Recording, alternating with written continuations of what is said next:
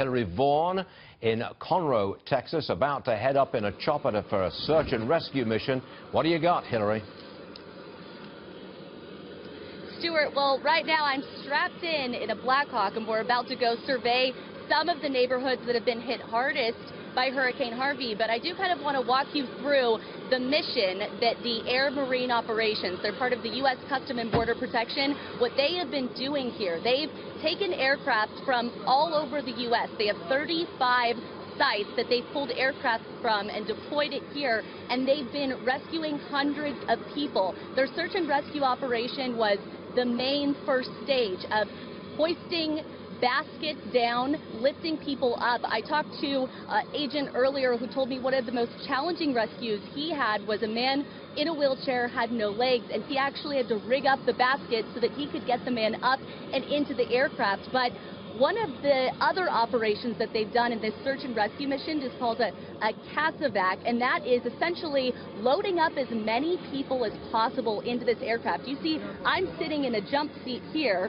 but what they've done for those, in order to fit as many people inside, is clear out this entire inside. All these seats are gone. People are just sitting on the floor of this Black Hawk. They're loading in as many people as they can pack in because it is a matter of time and urgency to get these people out, as because the floodwaters were rising so high. The other thing that they've done to this aircraft, this Black Hawk, is they've added an extra fuel tank, which you can actually see right here. That'll extend the amount of time that they're able to go out and conduct these search and rescue missions.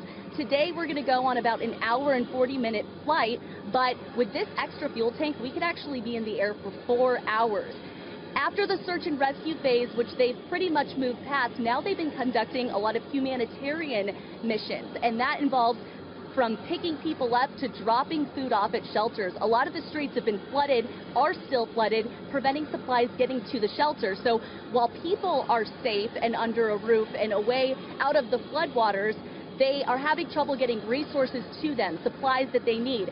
These helicopters and other aircraft have been delivering supplies because the roads have been blocked. They've also been dropping bags of blood off to blood banks because, again, the roads have been blocked. So it's not just food, but it's actually life-saving materials that they have been able to deliver and help out. And now the final phase that they'll be moving towards once the floodwaters recede is the law enforcement support from the air. Once we see the waters begin to go down and people have access to their homes, they're going to see probably some people with bad intentions, some looters trying to get inside these houses and steal people's personal belongings. And they say they're prepared to take action if necessary. And part of that involves, from the air, apprehending the looters. How do they do that? They told me in less than a minute, as soon as they spot a looter, they could be landing the aircraft and have that person in handcuffs in less than a minute. The other interesting thing that they told me, they have infrared sensors